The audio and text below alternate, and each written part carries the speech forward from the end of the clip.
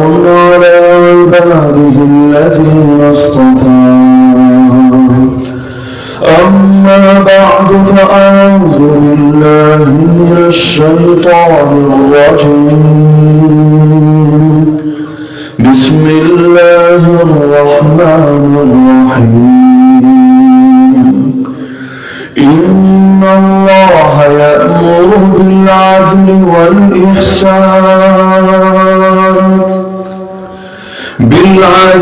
والإحسان وإيتاء ذي القربى وينهى عن الفحشاء والمنكر والبغي يعظكم لعلكم تذكرون.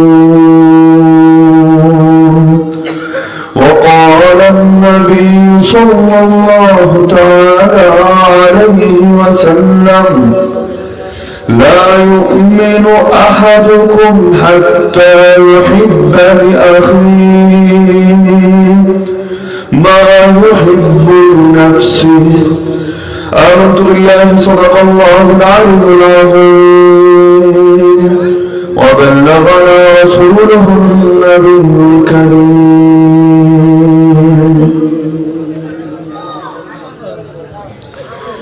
জামিয়া মসজিদে ইসলামিয়া পীরুল বাজার মাদ্রাসার পক্ষ থেকে আয়োজিত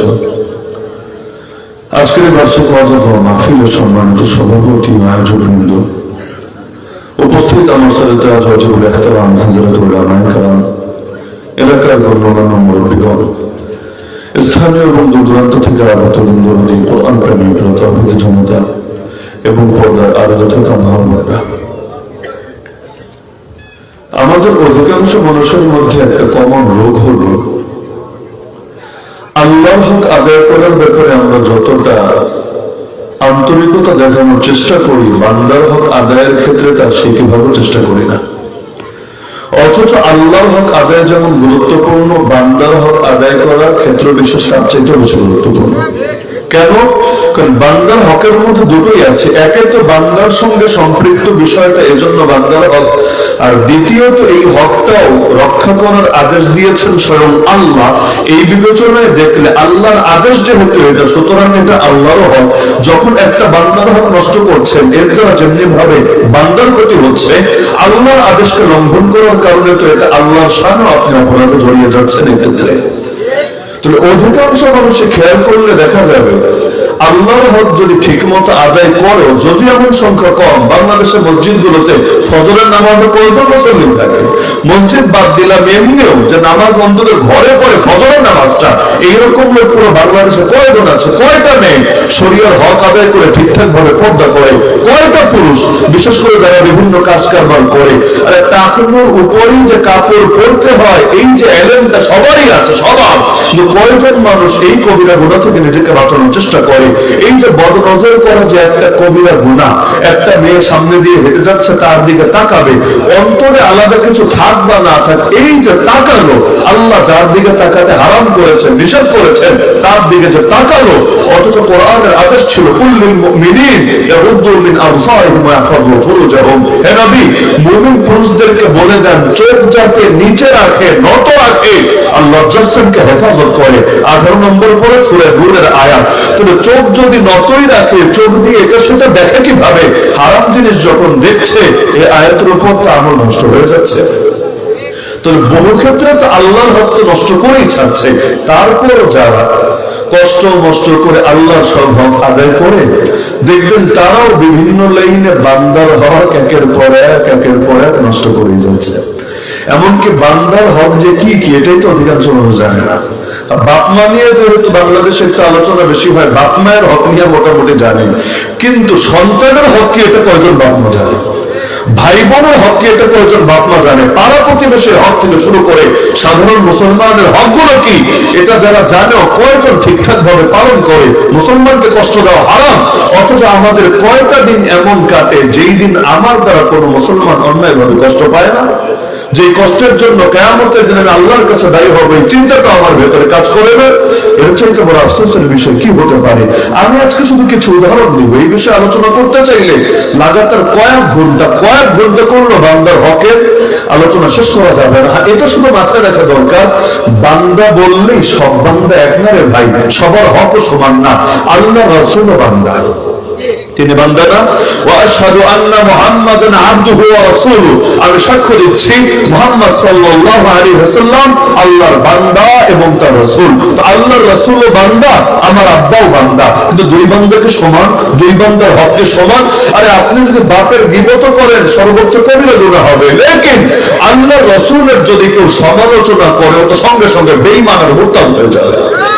বান্দা দুনিয়ার সব বান্দা সমান না। একজন পাপী মুসলমান, আরে সে একটা বান্দা, আবার একজন আলেম আল্লাহর নবীর ওয়ারিস, সে একটা বান্দা।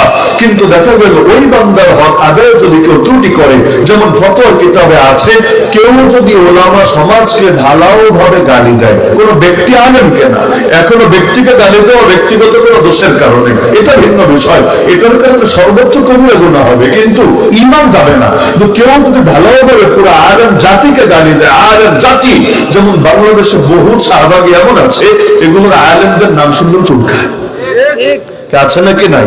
এরা মনে করে দেশের জন্য আলেম সমাজ বোঝা, মাদ্রাসাগুলো বোঝা, মাদ্রাসা বন্ধ হওয়া দরকার, ওয়াজ মাহফিল বন্ধ হওয়া দরকার, স্কুল কলেজ বাড়া দরকার, কনসার্ট বাড়া দরকার, যাত্রাপালা বাড়া দরকার। এমনকি মাহফিল নিয়েও যে কত টাইপের ষড়যন্ত্র চক্রান্ত চলে, এই বাংলাদেশের সাধারণ মুসলমান যদি সচেতন না হতো, বহু আগেই এরা মাহফিল বন্ধ করিয়ে ছাড়তো। কত ভাবে যে মাহফিল বন্ধ করতে চায়, কখনো আলোচকদের নামগুলো ব্ল্যাক লিস্টের অন্তর্ভুক্ত করে এই হুজুরে আনতে পারবো, ওই হুজুরে পারবা না, এরে পারবা, ওরে পারবা না। তো এভাবে ধীরে ধীরে সংখ্যা বাড়াতে থাকে। প্রথম লিস্ট করেছিল 1 জন, সেখান থেকে 10 জন, সেখান থেকে 19 জন, সেখান থেকে 27 জন, আমরা জেলে যাওয়া পর্যন্ত ছিল 36 জন। আর জেল থেকে আসার পর দেখি না সংখ্যাটা ছাড়াতে ছাড়াতে 100 অতিক্রম করে ফেলেছে। এই হলো অবস্থা। আর যদি কয়েকটা বছর থাকতো ক্ষমতার মুখে, এটা ভাবতে বলতে 1000 অতিক্রম করতো কিনা আল্লাহ ভালো জানে। এক ঝামেলা হলো এটা। দ্বিতীয় ঝামেলা হলো প্রশাসনের থেকে অনুমতি নিতে হবে। তো অনুমতি যদি এজন্য নিত যে প্রশাসন সহযোগিতা করবে, আইন শৃঙ্খলা যাতে ঠিক থাকে, এমনকি মাহফিলে চুরি টুরি না হয়, হয় না চুরি? প্রতিটা মাহফিলে হয়। যদি চুরি টুরি না হয়, শৃঙ্খলার সাথে হয়, তাহলে তো মাশাআল্লাহ মারহাবা বলা যেত। কিন্তু দেখা যায় তার কাছে যাবেন অনুমতি আনতে, প্রথমেই বলবেন না মাহফিল হবে না, এই সমস্যা সেই সমস্যা। আমাকে কয়বার বাধা দেওয়া হয়েছে আপনাদের পীরের বাজারে আসতে। সমস্যাটা কি ছিল? এমনকি এই মাহফিলে তো মনে হয় আগে আসার কথা ছিল নাকি? মাশাআল্লাহ জায়গা মতো কথা হয়ে গেছে। তো এই যে আমরা আসলে কি সমস্যাটা ছিল ওদের, আমি তো মনে করি মূল সমস্যা এটাই ছিল, তারা হয়তো ভয় পাচ্ছিল না জানি মুখোশ খুলে যায় জনগণের সামনে। না হলে হুজুরের কথা হুজুর বলো, তোমার কথা তুমি বলো, যদি তোমার কাছে দলিল থাকে দলিল দিয়ে মোকাবেলা করো। আরে কথা বলে এমন তো না যে আধুনিক যুগে কেউ পার পাবে, প্রতিটা কথার ফুটেজ সংরক্ষিত থাকে, ভিডিও সংরক্ষিত থাকে। যদি মনে হয় শরীয়তের অপব্যাখ্যা দিচ্ছে, তাহলে চ্যালেঞ্জ করো প্রকাশ্যে, আমরা চ্যালেঞ্জ গ্রহণ করার জন্য অল টাইম রেডি আছি। কিন্তু দলিল দিয়ে মোকাবেলা করবে না, জ্ঞান দিয়ে মোকাবেলা করবে না, আর পেছনে পেছনে ষড়যন্ত্র করতে দ্বিধা করবে না। এর দ্বারা বোঝা যায় ইতরের হাতিয়ার নিজের শক্তি প্রয়োগ করে দমায় দেওয়ার, পেছন থেকে অ্যাটাক করা ছাড়া কিছু না।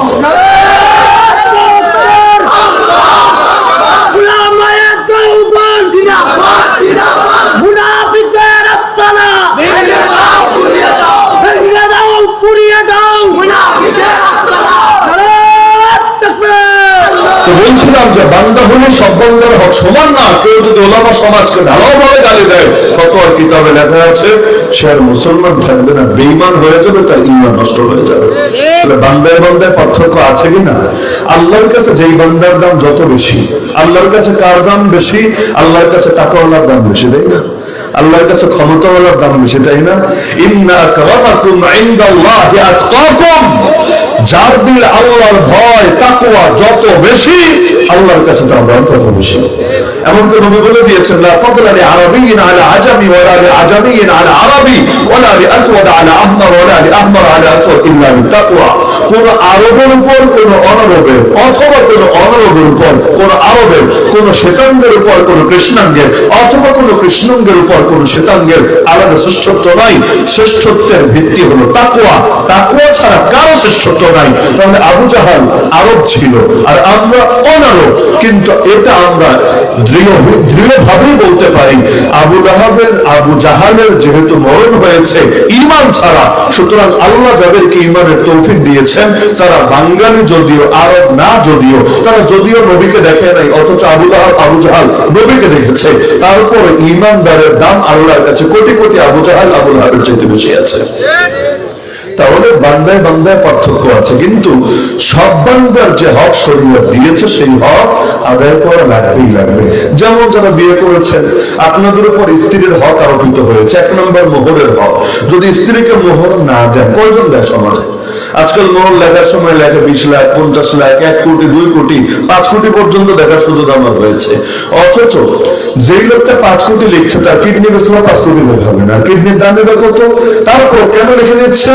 লিখতে হবে তাই লিখছে, ফুটানি দিতে হবে তাই লিখছে, এলাকার মধ্যে একটা গর্ব তাই লিখছে। আর মেয়ে পক্ষ চায় সংখ্যাটা বেশি হলে তালাক দিবে না, তালাক দিতে ভয় পাবে, কারণ তালাক দিলে আবার জরিমানা দিতে হবে।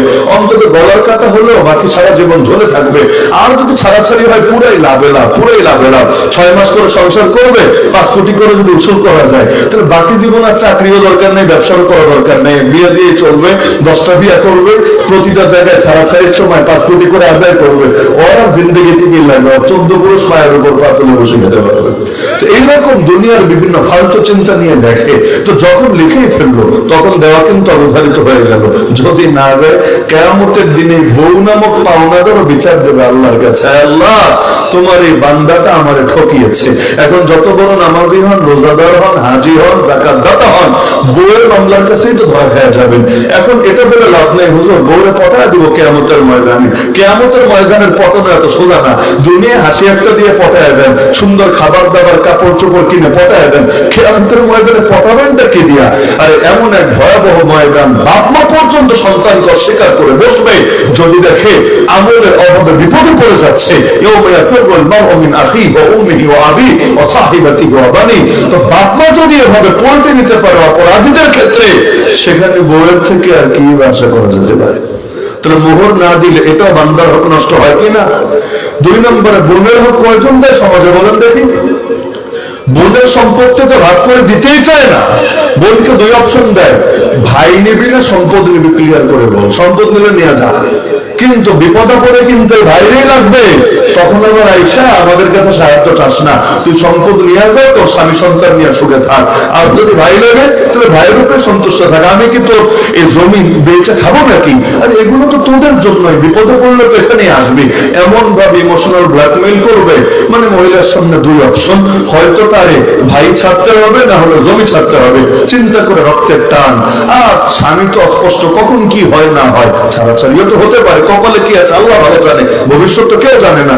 আবার স্বামী যদি দুনিয়া থেকেও চলে যায়, শ্বশুর বাড়ির মানুষ রাখবে কি রাখবে না, কই যাবে কি যাবে না, কত অনিশ্চয়তা আছে। চিন্তা করে থাক, ভাই থাকো, জমি লাগবে না।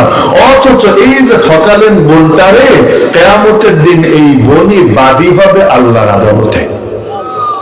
দিল থেকে মাফ না করলে মৌখিক মাফের কোনো দাম নাই, কোনো দাম নাই। মাথায় রেখে রাখেন, মূল দাম হলো দিলের। নবী বলেন, নবীর ফতোয়া, লা ইয়াহিল্লু মালু ইমরিইন মুসলিমিন ইল্লা বিতিবি নাফসিহি।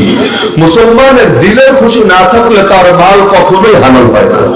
রাস্তাঘাটে যখন ছেলে পেলে মোটরসাইকেল নিয়ে টান দেয়, ট্রাফিক পুলিশ আটকায়, কাগজ দেখতে চায়, কাগজ তো থাকে না সবার। আর বর্ডার এলাকা হলে তো অনেক সময় টানা বাইক চালায়, কাগজ আসবে দূর থেকে। আবার অনেকে বাইক কেনে, নাম্বার টাম্বার করে না, ড্রাইভিং লাইসেন্স নাই, দুলাভাইয়ের বাইক নিয়ে টান দিয়েছে, পুলিশ থামিয়েছে। কি করে? অনেক সময় একটু 2 নম্বর লেনদেন করে না, করে 500 দেয়, 1000 দেয়, 2000 দেয়। যখন নেয়, এমন ভালো ট্রাফিক পুলিশও আছে বাংলাদেশে, আগে ছিল, এখন আছে কিনা আমি জানি না, আগে ছিল আর কি। জিজ্ঞাসা করে নিত, মনে কোনো দাবি দেওয়া নাই তো? কিয়ামতের দিন আবার বিচার টিচার দিবেন না তো? মানুষ বলতো, না স্যার, আপনারা তো দিলেন, খুশিতে দিয়েছে, চা খাওয়ার জন্য দিয়েছি, আবার কিসের দাবি থাকবে। খুব খুশি হতো, খুশি হয়ে হাদিয়া ভেবে পকেটে ঢুকাতো। কিন্তু আমাকে বলেন, এই 500 দেখ 1000 দেখ, আসলে কি দিল থেকে দিয়েছে না টাকা করে দিয়েছে? এই যে বললো যে না আমি খুশি আছি, এটা কি তার বুকের কথা না মুখের কথা? মুখের কথা। তো যতই মুখ দিয়ে বলুক, যতই বলুক, দিলের মধ্যে যেহেতু সন্তুষ্টি নাই, স্বতঃস্ফূর্ততা নাই, তাহলে এটা নিঃসন্দেহে হবে ঘুষের টাকা যে নিয়েছে তার জন্য কশ্চিন কালেও এটা হালাল হবে না। সে ভাববে পয়সা খাচ্ছে, পয়সা দিয়ে কিনে জিনিস খাচ্ছে, আসলে সে নিজের পেটের মধ্যে জাহান্নামের আগুন ঢুকাচ্ছে। তাহলে প্রতিটা ক্ষেত্রে দিলে সন্তুষ্টির বিষয়। বউরা তো কত মানুষ ব্ল্যাকমেইল করে, সারা জীবন তোমার পেছনে এত খরচ করলাম, কয়টা মোহরের টাকার দাবি রাখবো তুমি? বলে এখন তো চিন্তা, একটা লজ্জার ব্যাপার, চক্ষু লজ্জা। স্বামী এভাবে বলছে, না না আপনি তো মাহফিলে শুনে এসেছেন মোহর দেওয়া লাগবে, থাক সারা জীবন তো খাওয়াইলেন, সারা জীবন তো চিকিৎসা দিলেন, লাগবে না, মাফ করে দিলাম। আরে সারা জীবন খাওয়ালেন, এটাকে করুণা করেছেন নাকি? এটা তার হক, তার প্রাপ্য। যার যেটা হক তাকে সেটা দেওয়ার নাম করুণা না। পয়েন্ট বলছেন, যার যেটা হক অধিকার তাকে সেটা দেওয়ার নাম করুণা না, বরং এটা না দিলে তো জাহান্নামে মাইর খাবে, পিটুনি খাবে। যেমন এই যে আমরা যারা কওমি মাদ্রাসায় পড়েছি, এখন যারা পড়ছে, এরা যে শিক্ষিত, এই স্বীকৃতি পাওয়াটা আমাদের অধিকার ছিল, আমাদের অধিকার ছিল। যে বা যারা অতীতে স্বীকৃতি দেয় নাই, তারা আমাদেরকে আমাদের অধিকার থেকে বঞ্চিত করেছিল। অবশেষে যে দিল, সে এতকাল ধরে যে অধিকারটা নিজেও আগে ক্ষমতায় থেকে দেয় নাই, সে অধিকারটাই শুধু দিল। তো অধিকার দিয়েছে, করুণা করে নাই, ভিক্ষা দেয় নাই, অনুগ্রহ করে নাই, বরং যে আগেই দেওয়া দরকার ছিল, আগে না দেওয়ার কারণে উল্টা পাপে লিপ্ত ছিল, উল্টা জুলুমে লিপ্ত ছিল, পরবর্তীতে জুলুমের কাফারা হয়েছে। এতটুকুই। এর মানে এটা না করুণা করেছে, এখন তার পা চাটতে হবে। তবে হক ভিন্ন জিনিস, হকের জায়গায় অনুগ্রহ চলে না। তাহলে বউরে তো খাওয়াবেন, খাওয়াতে হবে, না হলে আল্লাহ শাস্তি দিবে না? নাহলে বিয়ে করলেন কেন? বিয়ে করেছেন, খাওয়াতে হবেই, নাহলে বিয়ে করতে কে বলেছে আপনার? কিন্তু এটা দিয়ে মোহরকে কাটাকাটি করা যাবে না। তাহলে বউয়ের হক আদায় করা দরকার নাকি দরকার না? বোনের হক আদায় করা দরকার নাকি দরকার না? সন্তানের হক আছে, সন্তানকে সুন্দর নাম উপহার দিবেন, তার পক্ষ থেকে আকিকা করবেন, 7 দিনের মাথায় তার চুলগুলোকে ফেলে এই পরিমাণ মেপে স্বর্ণ বা রূপা যা সামর্থ্য আছে দান করবেন। এটা তো আমল হয় না, বাংলাদেশে হয় না বললেই চলে। চুলও তো এখন ঠিক মতো কামায় না, 7 দিনের মাথায় চুল কামিয়ে কতটুকুই হবে এটা মাপলে? তার স্বর্ণের হিসাবে হয়তো অনেক দাম হতে পারে, রূপার হিসাবে কয়টা টাকা হবে? ওই সামর্থ্য পীরের বাজারে প্রায় সবাই আছে, কিন্তু আমলটা হয় না। তারপরে সন্তানকে ঈমান শিক্ষা দেওয়া আপনার দায়িত্ব, হক। এই সন্তানের ব্যাপারে এই হক আল্লাহ আপনার উপর দিয়ে দিয়েছেন। কয়জন মানুষ সন্তানকে ঈমান শিখায়? ডাক্তার বানাবেন ভালো, ইঞ্জিনিয়ার বানাবেন ভালো, দুনিয়ার বহুত কিছু বানাবেন ভালো, কিন্তু আগে তো ইমানদার হতে হবে। ইমানদার হয়ে ডাক্তার হলে লাভ আছে, ইমানদার হয়ে ব্যারিস্টার হলে লাভ আছে। আর বেঈমান যদি হয়, তাহলে ডাক্তারি দিয়ে আর ইঞ্জিনিয়ারিং দিয়ে আর প্রকৌশলী দিয়ে কি হবে? মরতে দেরি হবে, জাহান্নামের আযাবে জ্বলতে দেরি হবে না। সুতরাং বাচ্চাদের হক এটা। এমনকি হক শুধু কালেমা নামাজ রোজাই শেখানো না, বরং এটা তো আদায় করেন। এখন তো বিভিন্ন কিন্ডারগার্টেন এসে চালু হয়ে মক্তব নাই হয়ে গেছে বাংলাদেশে। গ্রামাঞ্চলে টুকটাক আছে, শহরে গেলে মসজিদের পর মসজিদ খোঁজলেন, মক্তব নাই, একদম মক্তব নেই। যাদের বেশি পয়সা আছে, দিলে আগ্রহ আছে, বাসার মধ্যে হুজুর রেখে কোরআন শরীফ পড়া শেখায়। মসজিদের মক্তব অনেক কমে গেছে, অনেক কমে গেছে। সব জিনিস বাড়ে, যেমন মাহফিল আগের চাইতে বেড়েছে, মাদ্রাসা বেড়েছে, সব বেড়েছে, কিন্তু মক্তব বাড়ার জায়গায় কমেছে। কেন কমেছে? বাচ্চা নাই, বাচ্চাদের মক্তবে পড়ার সময় নাই। তাহলে এই বাপমাগুলো এই যে হকটা আদায় করছে না, নিজে তো শিক্ষা দিতে পারেই না, আর যেখানে শিক্ষা দেওয়া দরকার সেটাও দেয় না। কি জবাব দিবে তার আল্লাহর কাছে? বাচ্চাকে তো হক থেকে বঞ্চিত করছে। এমনকি নবী শিক্ষা দিয়েছেন, শুধু এগুলো শিক্ষা দেওয়াই না, আল্লিমু আওলাদাকুম আল কিতাবাতা ওয়াস সিবাহাতা ওয়া রিমায়া। তোমরা তোমাদের বাচ্চাদেরকে লেখা শিক্ষা দাও, তোমরা তোমাদের বাচ্চাদেরকে সাঁতার শিক্ষা দাও, তোমরা তোমাদের বাচ্চাকে তীর মারা, তীরন্দাজি করা, নিশানা ঠিক করা, এটা শিক্ষা দাও। আল্লাহ নবীর হাদিস। কেন বলবেন সাঁতারের দরকার কি, তীরন্দাজির দরকার কি? কারণ মুসলমানের সন্তান বাঘের সন্তান হবে, মুসলমানের সন্তান জামানের খালিদ বিন ওয়ালিদ হবে, মুসলমানের সন্তান ব্রয়লার মুরগি হবে না, মুসলমানের সন্তান কাফের মুশরিকের দয়া দক্ষিণ নিয়ে বাঁচবে না। এই বাংলাদেশে এখন মিডল ক্লাস যেটা আছে, বিশেষ করে শহরাঞ্চলে থাকে, একটা ফ্ল্যাট, একটা গাড়ি আর ক্যারিয়ার নিয়ে সন্তুষ্ট। এরা নিজেদের বেশিরভাগ বাচ্চাগুলোর ব্রয়লার মুরগিতে পরিণত করে ছাড়ছে। এদেরকে না কোনো আন্দোলনে পাবেন, না কোনো সংগ্রামে পাবেন, না দিন কায়েম নিয়ে কোনো চিন্তা আছে, না আল্লাহ জমিনে ইসলামের উপর কোনো আঘাত আসছে কিনা, নবীকে গালি দেওয়া হচ্ছে কিনা, এটা নিয়ে কোনো সচেতনতা আছে। আলহামদুলিল্লাহ, ওদের তুলনায় এখনো পর্যন্ত গ্রামের ছেলেরা বহুত ভালো আছে। অন্তত তাদের ভেতরে একটা বীরত্ব আছে, একটা সাহস আছে, এবং দিনের জন্য, যদিও জীবনে বহু পাপ আছে, বহু ভুল আছে, দিনের জন্য ডাক আসলে জানও বিলিয়ে দিতে পারে হাসি মুখে। এরা যখন আবার শহরে যায় তখন এদের দ্বারা বিভিন্ন আন্দোলন হয়, কিন্তু যেগুলো একদম শহরে বড় হয় এর মধ্যে সবাই একরকম তা না। তো বড় একটা অংশ যে ব্রয়লার মুরগি হয় এতে কোনো সন্দেহ আছে? 10 কদম হাঁটতেই পারে না, আন্দোলন করবে থেকে এমন এক অবস্থা। আর গ্রামে যদি আসে ডুইবা মারে পুকুরে, কেন? কারণ সাঁতারটাও তো পারে না, এখন নামে অন্যদের দেখা দেখি পুকুরে নেমে আর তালও ধরে রাখতে পারে না। কি গর্ব করে বলে আমি সাঁতার পারি না, আমি গাছে উঠতে পারি না। তো পারো তাকে, ঘোড়ার ডিম পারো তুমি? মুসলমানের বাচ্চা পারবে না, এটা হতে পারে না। আর মুসলমানকে তো মসজিদ আকসা বিজয় করতে হবে, মুসলমানকে তো বাবরি মসজিদকে পুনরাবাদ করতে হবে, মুসলমানকে তো আল্লাহ নবী যে ইসলাম দিয়ে গিয়েছেন দুনিয়ার বুকে, যেটাকে আজ বঞ্চিত করে রাখা হয়েছে, এই ইসলামের পতাকা গোটা দুনিয়ার পথ করে উড়াতে হবে। আর মুসলমানদের কাফিয়া সিদ্দিকাকে মুক্ত করে আমেরিকার কারাগার থেকে আনতে হবে। আর জিনজিয়াং বলেন, আরাকান বলেন, কাশ্মীর বলেন, মালি বলেন, সোমালিয়া বলেন, ইয়ামান বলেন, সিরিয়া বলেন, এই সমস্ত মাজলুম উম্মতকে হেফাজত করতে হবে, জালেমদেরকে তাড়িয়ে মুসলমানদের মুখে হাসি ফোটানোর ব্যবস্থা করতে হবে। মুসলমানের সঙ্গে বহুত লড়াই বাকি আছে, বহুত সংগ্রাম বাকি আছে। এমনকি বাংলাদেশে লড়াই হলো, এই যে এখন নতুন করে যা হলো 3 মাস আগে, যদিও অনেকে বলে স্বাধীনতা, দ্বিতীয় স্বাধীনতা, তবে এই শব্দটা আমার বুঝে ধরে না। কারণ একটা দেশের আবার 2 মাস স্বাধীন হয় কিভাবে? দেশ তো স্বাধীনই। হ্যাঁ, তবে এই অর্থে ঠিক আছে যে ফ্যাসিবাদ দূর হয়েছে, জুলুম দূর হয়েছে, স্বৈরাচার দূর হয়েছে, কিছু বাক স্বাধীনতা, কিছু কথা বলার স্বাধীনতা, কিছু মাহফিল করার স্বাধীনতা, এমনকি আলী হাসান ওসামারে মাহফিলে আনার স্বাধীনতা, এই টাইপের কিছু ব্যাপার স্যাপার হয়েছে। যা, তবুও তো হয়েছে, ভালো কথা। কিন্তু আল্লাহর জমিন, আল্লাহর দিন কি বিজয়ী হয়েছে? আল কোরআনের আলো ঘরে ঘরে নয়তো চলেছে, কিন্তু আল কোরআনের আলো, আল হাদিসের আলো পার্লামেন্টে চলেছে, কোর্ট কাচারিতে চলেছে, থানায় থানায় চলেছে, ব্যাংকে চলেছে। এখনো তো আসল লড়াই বাকি আছে। যতদিন পর্যন্ত লা ইলাহা ইল্লাল্লাহ এবং আল্লাহু আকবার এটা শুধু মসজিদ, মাদ্রাসা, মাহফিল আর খানকায় সীমাবদ্ধ থাকবে, ততদিন মনে করতে হবে এখনো পরাজিত আছি, এখনো পরাধীন আছি। যেদিন লা ইলাহা ইল্লাল্লাহ কোর্টেও বলা হবে, যেদিন আল্লাহু আকবার দিয়ে পার্লামেন্টে পরিচালিত হবে, যেদিন আল্লাহর জমিনের প্রতিটা জিনিস, আল্লাহর দেওয়া আইন, আল্লাহর দেওয়া কানুন, আল্লাহর দেওয়া বিধান, আল্লাহর দেওয়া সংবিধান দিয়ে পরিচালিত হবে, তখন বুঝতে হবে আসল স্বাধীনতা এসেছে। মানুষ এবার মানুষের গোলামি থেকে মুক্ত হতে পেরেছে।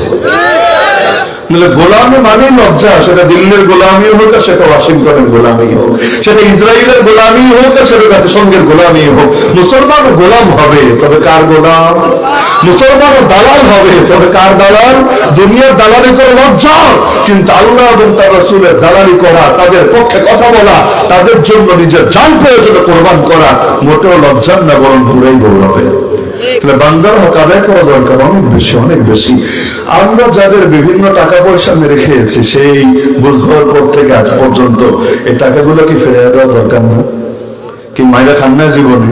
একটা পয়সাও যদি মাইরা খান, ফিরিয়ে দেওয়া দরকার না?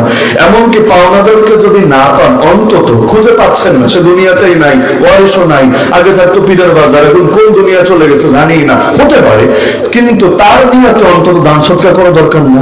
এই যে মাদ্রাসাগুলো আছে, তিনখানার যে ফান্ড আছে, ফান্ডে এসে দেন, অথবা গরিব দুঃখীকে দিয়ে দেন, তার নিয়াতে, সওয়াবের নিয়াতে না, তার নিয়াতে যে আল্লাহ এই দানটাকে তার পক্ষ থেকে কবুল করো। তাও যদি না করেন, অন্তত কাফারাতুকা আন তাস্তাগফিরা লাহু, তার জন্য ক্ষমা চান যে আল্লাহ তারে মাফ করো, আর কিয়ামতের দিন তারে আমার ব্যাপারে তার দিলটারে খুশি করে দিও, সন্তুষ্ট করে দিও, যাতে তোমার কাছে বিচার না দেয়, যাতে করে কিয়ামতের ময়দানে পাওনা চেয়ে না বসে। এতটুকু তো করা দরকার। যত মানুষের গীবত করেছে সারা জীবন ধরে, হিসাব আছে নাকি? লাখ লাখ বার গীবত হয়তো জবান দিয়ে করা হয়ে গেছে। চায়ের দোকানে কি চলে সারাদিন? 2-4টা মহিলা এক জায়গায় একত্রিত হলে কি আলাপ হয় বেশিরভাগ সময়?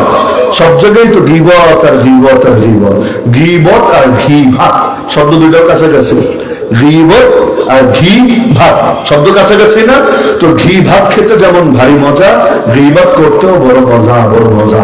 এমনকি হাতে নাতে ধরেন গীবত কিন্তু করাও হারাম, শোনাও হারাম, করাও হারাম, শোনাও হারাম, কিন্তু করতেও মজা, শুনতেও মজা। আপনি ধরেন ভাই কি বলছেন এগুলো, অন্য সমালোচনা করছেন অন্যায় ভাবে, বলবে হুজুর আমি তো সত্য কথাই বলছি। আরে পাগল, সত্য বললেই তো গীবত হয়, মিথ্যা বললে তো অপবাদ হয়। কিন্তু যেই দোষ আল্লাহ গোপন রেখেছে, ওই দোষ তুমি প্রকাশ করার কে? যেটা আল্লাহ গোপন রেখেছে থাকলো গোপন, যেটা প্রকাশ্য পাপ সেটা আলাদা বিষয়।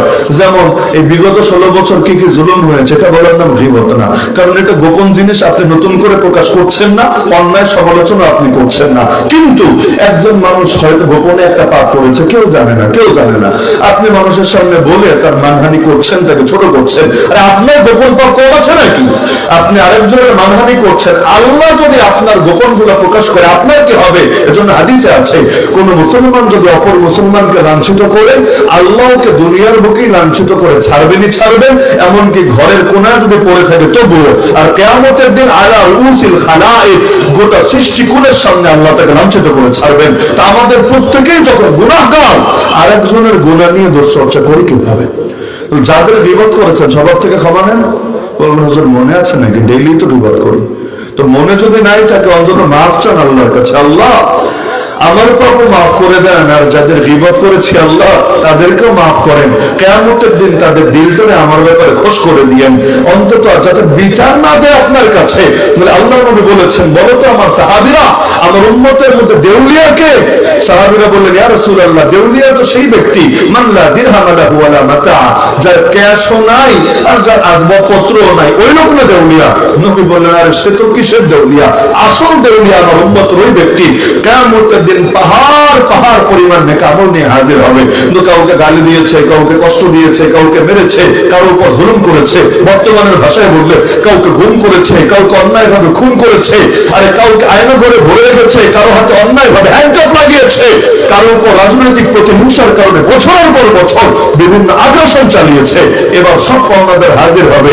আর দেওয়া আমাদেরকে আমাদের পাওনা বুঝিয়ে আমরা ইনশাআল্লাহ সেদিন আল্লাহকে বলবো, আল্লাহ এই যে একটা বছর জেল খাটিয়েছে, এই যে জীবন থেকে এত কিছু কেড়ে নিয়েছে, আল্লাহ বিচার চাই, এগুলোর পাওনা যত এখন আদায় করে, এখন আর কোনো দেরি হবে না। কারণ কিয়ামতের ময়দানে আমল দরকার সবার। আমল যত বাড়বে পেরেশানি যত কমবে, আমল যত কম থাকবে পেরেশানি যত বেশি থাকবে। আল্লাহ আজকে মাফ নেই, আল্লাহ ওদের থেকে উসুল করে দাও, ওই সময় কি অবস্থা হবে? তা আল্লাহ রাসূল বলেন, তখন এসেছিল তো পাহাড় পরিমাণ নেক আমল নিয়ে, এবার পাওনাদারদেরকে সেখান থেকে আমল দিতে শুরু করবে।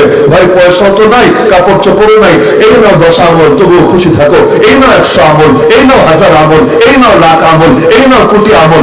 এভাবে দিতে দিতে আমল শেষ, এখনো পাওনাদার বাকি। বলবে এখন কি হবে কবে দেখি? এখন জীবনে তাহাজ্জুদ তো বহুত পড়েছে, ফজরের পর ইয়াসিনও মিস দেয় নাই, সে ইয়াসিনটাও পড়েছে, বহুত আমল করেছে, ভালো কথা। এবার দাও দেখি, এখন নাই তো আপনি আমল দিবে তো ছেলে। এবার বলবে ঠিক আছে, তোমাদের গুনাহ দিয়ে দাও আমার কাঁধে।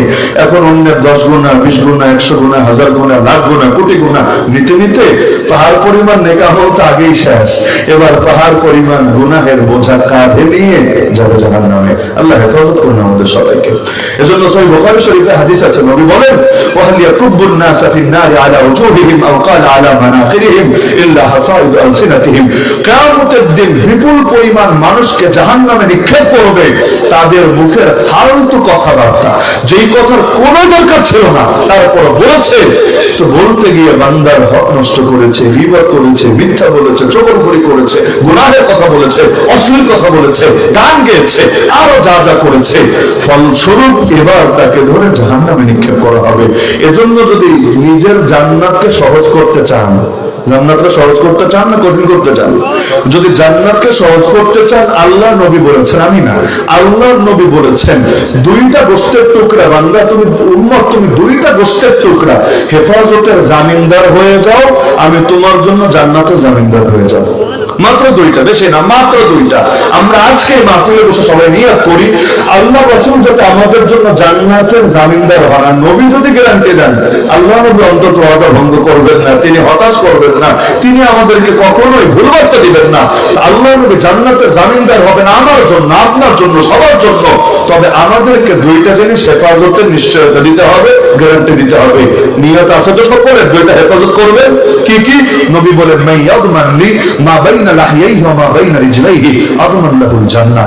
যেই ব্যক্তি আমার জন্য তার দুই চোয়ালের মধ্যে যেই গোষ্ঠের টুকরো অঙ্গটা আছে, অর্থাৎ জিহ্বা, জিহ্বা তো হাড্ডি গুড্ডি নেই, এই যে জিহ্বা যেটা দুই চোয়ালের মাঝখানে আর দুই পায়ের মাঝখানে যেটা আছে অর্থাৎ লজ্জাস্থান, নবী বলেন এই দুই চোয়ালের মাঝখানের অঙ্গ আর দুই পায়ের মাঝখানের অঙ্গ, এই দুইটা অঙ্গ হেফাজতের জামিনদার আমার যে উম্মত হবে, আদমান লাহুল জান্নাহ, আমি তার জন্য জান্নাতে জামিনদার হয়ে যাব। আজকে থেকে নিয়াত করে নিয়া রাসূলুল্লাহ, ইনশাআল্লাহ আমরা এই দুইটার হেফাজত করবো আপনার জন্য। আপনি যেহেতু বলেছেন জান্নাতে জামিনদার হবেন, আপনার মতো জামিনদারি আমাদের লাগবে। দুনিয়া টালতে বলতে জামিনদার দেওয়া হবে না। আরে দুনিয়ার নেতা দেখেন না, কর্মীরা দেখে কেমনে ভাগে, ইয়া নফসি ইয়া নফসি ইয়া নফসি, নিজে ভাগে, কিন্তু নিজের নেতা কর্মীদের কি অবস্থা হবে চিন্তা করে একবার। এমনকি মানুষ কি বুজুর্গ ছাড়া দরবেশ ছাড়া চলে নাকি? ওই দরবেশ বাবারে ওরা রেখে যেতে পারে, হায় দরবেশ ছাড়া যে চলতে পারে, ওই লোক বিপদ থেকে বাঁচবে কেমনে? কিন্তু এমন বিপদ, তখন দরবেশের দিকে তাকানোর টাইম নাই, খালি ইয়া নফসি ইয়া নফসি ইয়া নফসি। তো দুনিয়ার ফাজিল টাল্টি বাল্টি মার্কা জামিনদার আমাদের লাগবে না, কিন্তু আল্লাহ রাসূল জামিনদার হলে তিনি আমাদেরকে ঠকাবেন না। আজকে থেকে নিয়াত করি যে রাসূলের এই কথা প্রতি শ্রদ্ধা প্রদর্শনের জন্য জবানটারে হেফাজত করব, লজ্জাস্থানকে হেফাজত করব। লজ্জাস্থান হেফাজত সহজ, জবানের তুলনায় জবান হেফাজত কঠিন। জবান হেফাজত করতে চাইলে কথা বলা কমায় দিতে হবে। কথা বেশি বললে পাপ হবেই হবে, জিন্দেগিতেও পারবেন না পাপ কম করতে। কথা বলা কমাতে হবেই হবে। চেষ্টা করবেন একটাও ফাও কথা যাতে মুখ দিয়ে বের না হয়। মুখ দিয়ে বের হবে জিকির, মুখ দিয়ে বের হবে তেলাওয়াত, মুখ দিয়ে বের হবে ইলমের কথা, দাওয়াতের কথা, সর্বোচ্চ মুখ দিয়ে বের হবে জরুরতের কথা। খাবার লাগবে, এই ফ্যানটা ছাড়, এইটা কর, ওটা কর, জরুরতের কথা। কিন্তু কোনো ফাও আলাপ করবোই না। কোনো মানুষের ভালো জিনিস নিয়ে আলাপ করার দরকার নাই। আমার ভালো গুণ নিয়ে আলাপ শুরু করেন, 10টা ভালো গুণ, 20টা ভালো গুণ, 100টা ভালো গুণ, দেখবেন লাস্টে একটা তবে, সবই ভালো, তবে তবে বলার পর 2টা গীবত হয়ে গেছে, 5টা গীবত হয়ে গেছে। এই দেখা গেল এই যে এতক্ষণ ভালো বলে আর কি কামালেন, ওই 1টা 2টা তবে দিয়ে সব বরবাদ হয়ে গেছে। এজন্য মুখটা নিয়ন্ত্রণ করতে চাইলে, জবান নিয়ন্ত্রণ করতে চাইলে কথা বাড়াতে হবে না কমাতে হবে? কমায় দেন। এজন্য বুজুর্গরা অনেক সময় আমল দেয়। যেমন এক মহিলা আর এক পুরুষ, মানে স্বামী স্ত্রী আর কি, খালি ঝগড়া খালি ঝগড়া। এখন গিয়েছে হুজুরের কাছে পরামর্শ আনতে যে কি করা যায় হুজুর, কিভাবে মেজাজটা নিয়ন্ত্রণ করা যায়। হুজুর বললেন একটা তাবিজ দিব, তবে এটা মুখের মধ্যে রাখতে হবে, তাহলে কাজ দিবে। গলায় ঝুলাইলে কাজ দিবে না, হাতে বাঁধলেও কাজ দিবে না। যখনই মেজাজ গরম হবে, রাগ উঠবে, সঙ্গে সঙ্গে মুখে দিবে, কাজ হয়ে যাবে। তো হুজুরের পরামর্শ অনুসারে নিয়ে গিয়েছে তাবিজ, ভেবেছে কি না কি লেখা আছে। এখন যখনই ঝগড়া লাগে এটা মুখের মধ্যে দিয়ে দেয়, আর এরপর এখন মুখে এটা দিয়ে কথা বলা যায় নাকি, তোতলার মতো কথা বের হবে, তো কথা আর বলে না। তো দেখা যায় ঝগড়াও আর লাগে না, এক হাতে তো আর তালি বাজে না, একজন কিছুক্ষণ বলার পর এমনি ঠান্ডা হয়ে যায়। কয়দিন পরে এসে বলে হুজুর আপনার তো তাবিজের হাত মাশাআল্লাহ সেই কাজ করেছে। হুজুর বলে আসলে তাবিজের মধ্যে কিচ্ছু লেখা নাই, পুরো খালি জিনিস, এই যে জবানটারে বন্ধ করতে পেরেছে সেজন্য আল্লাহ তোমার ঝগড়া দূর করে দিয়েছে। এর জন্য জবান নিয়ন্ত্রণ করলে ইনশাআল্লাহ বহু সমস্যার সমাধান হয়ে যাবে। তো বান্দার হক আদায় সচেষ্ট হব তো ইনশাআল্লাহ। এমনকি বান্দার হকে গাফলতে সৃষ্টি করে এমন কোন কাজের ধারে কাছেও যাব না। আমি মনে করি পৃথিবীর বুকে কোন জিহাদ যদি এমন হয় যে জিহাদ আপনাকে ওলামা বিদ্বেষীতে পরিণত করে, এমন তাবলীগও যদি কোথাও হয় যে তাবলীগ আপনাকে ওলামা বিদ্বেষীতে পরিণত করে, এমন কোন সহি সহি কথা, সহি সহি ধারাও যদি এমন হয় যেটা আপনাকে ওলামা বিদ্বেষীতে পরিণত করে, একজন দুজনকে নিয়ে না, ধারাও ভাবে আলেমদের ব্যাপারে বিতশুদ্ধ করে তোলে, আমি মনে করি এই বান্দার হক আদায়ের প্রয়োজনে ওই জিনিসের প্রয়োজনে ছেড়ে দিতে হবে। কারণ গোটা আলেমের প্রতি বিদ্বেষ। যেমন বাংলাদেশের হিজবুত তাওহীদ নাম শুনেছেন? নাম শোনেন নাই? ওদেরকে জিজ্ঞাসা করেন যে হুজুররা মাদ্রাসায় পড়ায় এদের ব্যাপারে তোমাদের কি মত, যে হুজুররা মসজিদে খেদমত করে এদের ব্যাপারে কি মত, যে হুজুররা খানকাহে আত্মশুদ্ধির মেহনত করে এদের ব্যাপারে কি মত, অথবা যে হুজুররা ব্যবসা বাণিজ্য করে, অথবা আল্লাহর রাস্তায় জিহাদি করে, অথবা ইসলামী ধরনের বিভিন্ন রাজনীতি করে, এদের ব্যাপারে কি মত। দেখবেন একজনের ব্যাপারেও ভালো মত দিতে পারে না, সবাইরে নিয়েই চুলকানি আর অ্যালার্জি আছে, ব্যক্তি বিশেষ নিয়ে না, সবাইরে নিয়ে ঝামেলা। এখন তো মাশাআল্লাহ নাম বলার দরকার নেই, আরো কিছু ঘটনা এমন তৈরি হয়েছে, হুজুর জাতিটাই তাদের সহ্য হয় না। কেন? হুজুররা এই, হুজুররা সেই, মানে হুজুররা মাদ্রাসায় পড়াচ্ছে ভালো কথা, হুজুররা বেতন নেবে কেন, সুতরাং হুজুররা খারাপ। তো ঠিক আছে, হুজুরদের কি করা উচিত? হুজুরদের উচিত সারা মাস পড়াবে, 1 টাকাও নিবে না, এরপর তার বউ মরলে সুন্দর করে কবর দিবে, বাচ্চা মরলে তারপর সুন্দর করে জানাজা পড়াইয়া দিবে, মাসালা তো জানাই আছে, আর কিছু করবে না। তবে তাদের 30টা দিন মাদ্রাসায় কাটাতে হবে, চাকরিও করতে পারবে না, ব্যবসাও করতে পারবে না, বাইরের কিছু করতে পারবে না। একেবারে 24 ঘন্টা মাদ্রাসায় টাইম দিতে হবে, তবে পয়সা নিতে পারবে না। পয়সা নিলে ধর্ম ব্যবসা হবে, পয়সা নিলে নাকি ইসলামকে বিক্রি করা হবে। এই টাইপের ফটো আজকে শোনা লাগে 2 দিনের বৈরাগীদের কাছ থেকে। তাহলে আবু বকর রাদিয়াল্লাহু আনহু খলিফা ছিলেন, তিনি পয়সা নিলেন কেন? ওমর রাদিয়াল্লাহু আনহু খলিফা ছিলেন, তিনি পয়সা নিলেন কেন? খালিদ বিন ওয়ালিদ জিহাদের ময়দানে সময় দিলেন, তিনি পয়সা নিলেন কেন? এজন্যই তো নিয়েছিলেন, বাইতুল মাল থেকে অর্থ বরাদ্দই রাখা হয় এজন্য যে তিনি তো অন্য কাজ করতে পারবে না, তাকে এই কাজে সীমাবদ্ধ থাকতে হবে। আজকের যুগে primary school, high school, college, ভার্সিটির শিক্ষকদেরকে সরকার বেতন দেয় কেন? সরকার তো আর বাপের টাকা দিয়ে দেয় না, আমার আপনার পয়সা দিয়ে দেয়। কেন দেয়? এজন্যই দেয় যে বাচ্চাদের হক আদায় করতে গেলে বাচ্চারা ব্যবসা করতে পারবে না, অন্য কাজ করতে পারবে না। ঠিক আছে, তুমি এই বাচ্চাদের কাজ করো, আমরা তোমার খেদমত করব, এটাই তো। তো ওই যুগে বাইতুল মাল থেকে, রাষ্ট্রীয় কোষাগার থেকে এই আলেম ওলামার খেদমত আঞ্জাম দেওয়া হতো। কেন? কারণ তারা তো শরীয়তের কাজে আঞ্জাম দিচ্ছেন। যিনি খলিফা খেলাফতের কাজ করছেন, যিনি মুজাহিদ জিহাদের কাজ করছেন। আলাদা বিভিন্ন গভর্নর থাকতো, যারা গভর্নরের কাজ করছেন। যাকাত উসুলকারী থাকতো, যারা যাকাত উসুলের কাজ করছেন। এক একজন এক এক কাজের জিম্মাদার ছিলেন। এমনকি মুআল্লিম থাকতো, যারা মানুষকে কোরআন শিক্ষা দিতেন। তাদের সবাইকে খলিফা বাইতুল মাল থেকে বেতন দিতেন, ভাতা দিতেন। এখন খলিফাও নাই, বাইতুল মালও নাই, নাকি আছে? খলিফাও নাই, বাইতুল মালও নাই, যার কারণে সেটা এখন আপনাদের দেওয়া লাগে, সেটা এখন মসজিদ কমিটি, মাদ্রাসা কমিটির ফিকির করা লাগে। আজকেও যদি খলিফা ফিরে আসে, এটা পীরের বাজারের জনগণের টেনশনের বিষয় না, মৌলভী বাজারের মানুষের টেনশনের বিষয় না, এটা রাষ্ট্রকে টেনশন করতে হবে। এবং যিনি রাষ্ট্রপ্রধান হবেন, বাইতুল মাল থেকে এই খেদমতগুলো তাকে আঞ্জাম দিতে হবে। কারণ ইসলামের প্রতিটা শাখাকে টিকায় রাখতে হবেই হবে। যেখানে আলাদা লোক লাগবে, ওই জায়গায় আলাদা লোক বরাদ্দ দিতে হবে। তাহলে সব বান্দার হক আদায় রাজি আছেন তো ইনশাআল্লাহ? পয়সার লাইনও হক আদায় করবেন, জবানের লাইনও হক আদায় করবেন। নবী বিদায় হজরের ভাষণে বলেছেন, এক মুসলমানের উপর আর এক মুসলমানের 3 জিনিস হারাম: জানও হারাম, মালও হারাম, ইজ্জতও হারাম। কারো জান নেওয়া যাবে না অন্যায় ভাবে, যাবে নাকি? কারো জান নেওয়া যাবে না অন্যায় ভাবে। এই যে আজকে মনে করেন ঢাকা আন্দোলন হলো, তিতুমির কলেজের ছেলেরা আন্দোলন করলো, ভালো কথা, গণতান্ত্রিক দেশ, আন্দোলন যে কেউ করতে পারে। কি দাবি নিয়ে? যে কলেজের বিশ্ববিদ্যালয় বানায় দাও, এটাই বিশ্ববিদ্যালয় হবে। ঠিক আছে, আন্দোলন করে রাস্তাঘাট বন্ধ করলো, ট্রেনের লাইনও বন্ধ করলো। ঠিক আছে, গণতান্ত্রিক দেশ, একটু ভোগান্তি হতেই পারে, তবুও যারা আন্দোলন করা দরকার আন্দোলন করুক গিয়ে। এতটুকু পর্যন্ত ঠিক ছিল, কিন্তু একটা ট্রেনকে থামতে ইশারা দিয়েছে, ট্রেন বেচারা না থেমে একটু স্লো স্লো করে আগাচ্ছে। এমন ভাবে পাথর মারা মেরেছে, একটা বাচ্চা পর্যন্ত শরীর থেকে রক্ত বের হয়ে চরম ভাবে আহত। শুধু এক বাচ্চা না, আরো অনেকগুলো মানুষ আহত। তো এই মানুষগুলো আহত এবং তাদের রক্তের বিনিময়ে হলো নিজের অধিকার আদায় করে নিতে হবে। এটারে আন্দোলন বলে না মুসলমানের জান নিয়ে খেলা করা বলে? আরে যদি কলেজে বিশ্ববিদ্যালয় বানানোর জন্য এই বাচ্চার জান নিতে হয়, অথবা বাচ্চার ক্ষতিগ্রস্ত করতে হয়, আরো বিভিন্ন মানুষের গা থেকে রক্ত ঝরাতে হয়, তাহলে এইটাও তো আগের মতো ফ্যাসিবাদী হলো। নতুন কি হলো? আগের যুগে তো এটাই হয়েছে, এটার বিরুদ্ধে তো আন্দোলন হয়েছে, যাতে জানের নিরাপত্তা আসে। এখন যদি আমি আন্দোলন করতে গিয়ে যত যৌক্তিক আন্দোলন হোক, কিন্তু আমার দ্বারা কোনো মুসলমান অন্যায় ভাবে তার গা থেকে রক্ত ঝরে, কিয়ামতের দিন কি জবাব দিব আল্লাহর কাছে? তাহলে জানের দাম আছে নাকি নাই? আছে নাকি নাই? অন্যায় ভাবে কোন কাফেরও তো মারা জায়েজ নেই, অন্যায় ভাবে কোন প্রাণীরাও তো হত্যা করা জায়েজ নেই। কোন প্রাণী অন্যায় ভাবে কোনো প্রয়োজন নাই, কোনো ক্ষতি আপনার করে নাই, এর থেকে ক্ষতির আশঙ্কা নেই, শুধু শুধু এখানে মেরে দিলেন। রাস্তা দিয়ে ধরেন একটা প্রাণী দেখলেন যাচ্ছে, এমনি বাইরে মেরে ফেললেন, আপনার ভালো লেগেছে, এটার জন্য তো আপনার কিয়ামতের ময়দানে ফাঁসার বড় সমূহ আশঙ্কা রয়েছে।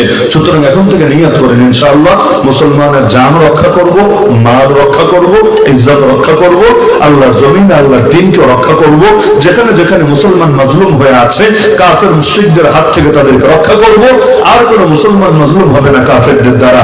আর কোন মসজিদ, মাদ্রাসা, দিনদার, কোন আলেম ওলামা, কোন দিন দরদি জনতা মাজলুম হবে না কাফেরদের দ্বারা, এমনকি আমাদের কারো দ্বারা। নিয়ত করেন ইনশাআল্লাহ রব্বুল আলামিন যে বান্দার হক আদায় করবেন, এই ওসিলায় তার হক আদায়ের তৌফিক দিবেন, আখিরাতের পথকে সহজ করবেন। এজন্য বান্দার হকটা সবসময় আদায় করা লাগবে, যে কোনো মেহনতের ক্ষেত্রে এটা গুরুত্বপূর্ণ। তো এই জিনিসটা মাথায় গেঁথে রাখবেন তো ইনশাআল্লাহ। তা আল্লাহর হক নিয়ে তো নিয়মিত আলোচনা হয়, এজন্য সেই আলাপ আমি আজ করলাম না। তো বান্দার হক নিয়ে আমাদের সবার গাফলতি আছে, এজন্য প্রত্যেকের কাছে অনুরোধ করলাম, আল্লাহর হস্তে, আল্লাহর হস্তে, জোয়ানরা, মুরব্বীরা, নারীরা, পুরুষরা সবাই আল্লাহর হস্তে একটু ফিকির করেন। অন্য যা করে করুক, আমার উপর জুলুম করলে হলে করুক, মাজলুম হলে দোষ নাই, জালেম হলে সমস্যা।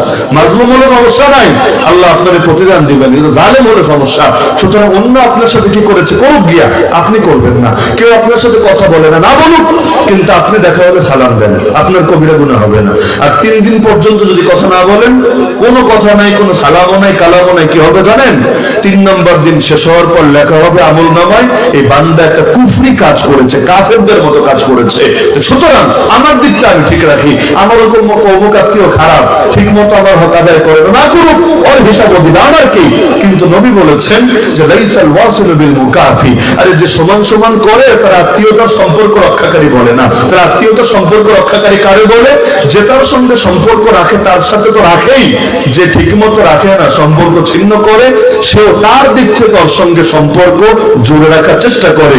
এই হলো আত্মীয়তার বন্ধন রক্ষাকারী, যাকে আল্লাহ কিয়ামতের দিন বিশেষ মর্যাদা দান করবে। সুতরাং আল্লাহ রাব্বুল আলামিন আমাদের সবাইকে যে কথাগুলো আলোচনা হলো এগুলোর উপর আমল করার তৌফিক দান করুন। আসসালামু আলাইকুম প্রিয় সাহেব, জান্নাতে সুসংবাদ প্রাপ্ত 10 জন সাহাবী আবু বকর, ওমর, ওসমান, আলী, আবু হুরায়রা, সাদ, আব্দুর রহমান, জুবাইর, তালহা, সাঈদ রাদিয়াল্লাহু আনহুম আজমাইন। প্রশ্ন হলো, জান্নাতে সুসংবাদ প্রাপ্তের তালিকায় এদের নাম নেই কেন? নবীজির সাথে জান্নাতে যাবে হযরত বেলাল রাদিয়াল্লাহু আনহু, জান্নাতের সর্দার ইমাম হাসান হুসাইন রাদিয়াল্লাহু আনহুমা এবং খাদিজা, ফাতেমা রাদিয়াল্লাহু আনহুমা সহ বড় বড় সাহাবীগণ। অত্যন্ত যৌক্তিক প্রশ্ন এবং সুন্দর প্রশ্ন, সহজ ভাষায় বিষয়টা মাথায় রাখবেন। আল আশারাতুল মুবাশশারাতু বিল জান্নাহ, এর মানে এটা না শুধুমাত্র 10 জন সাহাবীকে আল্লাহ নবী জান্নাতের সুসংবাদ দিয়েছেন, বরং এর মানে হলো এক বৈঠকে, এক মজলিসে একসাথে আল্লাহ নবী 10 জনের নাম বলে এদেরকে জান্নাতি বলে ঘোষণা দিয়েছেন। আবু বকর ফিল জান্নাহ, ওমর ফিল জান্নাহ, ওসমান ফিল জান্নাহ, ওয়া আলী ফিল জান্নাহ, সাদ ফিল জান্নাহ, তালহা ফিল জান্নাহ, এভাবে এক মজলিসে একসাথে 10 জনকে সুসংবাদ দিয়েছেন। এজন্য এদেরকে একসাথে বলা হয় আশারায়ে মুবাশশারা বিল জান্নাহ, জান্নাতের সুসংবাদ প্রাপ্ত 10 সাহাবী। এর মানে এটা না যে ওই মসজিদ ছাড়া বাকি সারা জীবনে আর কাউকে জান্নাতি বলে ঘোষণা দেন নাই। যদি নাই দেন, তাহলে এই যে প্রত্যেক জুমার খুতবায় আমরা বলি আল হাসান ওয়াল হুসাইন সাইয়্যিদা শাবাবি আহলিল জান্নাহ, হাসান এবং হুসাইন হলেন জান্নাতের যুবকদের সর্দার, ফাতিমা সাইয়্যিদাতু নিসাই আহলিল জান্নাহ, ফাতিমা হলেন জান্নাতের নারীদের সর্দার। এর অর্থ কি? তাহলে সুতরাং বিষয়টা হলো যে একসঙ্গে এক জায়গায় বসে 10 জনকে সুসংবাদ দিয়েছেন, এজন্য 10 জনের নাম আমরা মর্যাদার সাথে উল্লেখ করি একসাথে।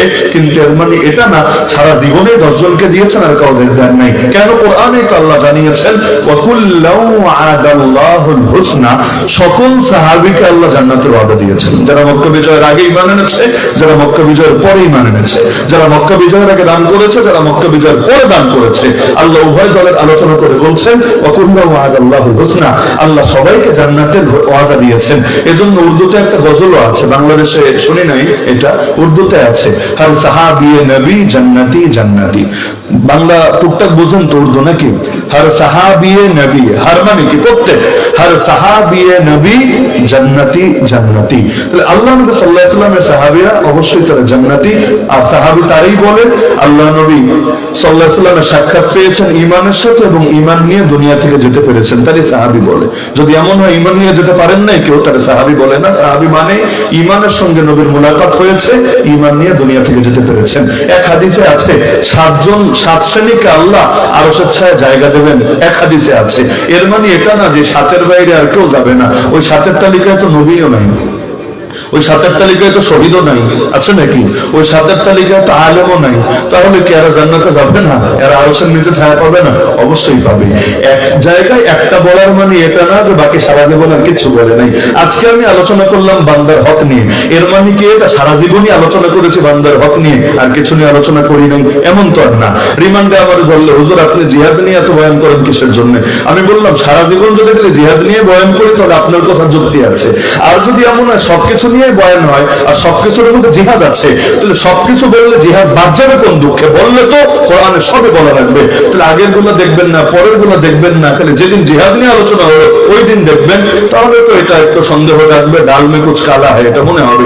তাহলে একদিন এক জায়গায় নবী 10 জনকে সুসংবাদ শুনিয়েছেন, এজন্য তাদেরকে আমরা বিশেষভাবে স্মরণ করি, আশারায়ে মুবাশশারা বলি। কিন্তু এর মানে এটা না সারা জীবন ভরেই মাত্র 10 জনকে সুসংবাদ দিয়েছেন, 11তম কেউ নাই। বরঞ্চ হাদিসের কিতাব খুললে আলাদা অধ্যায় পাবেন মানাকিবে সাহাবা, সাহাবীদের মর্যাদা নিয়ে।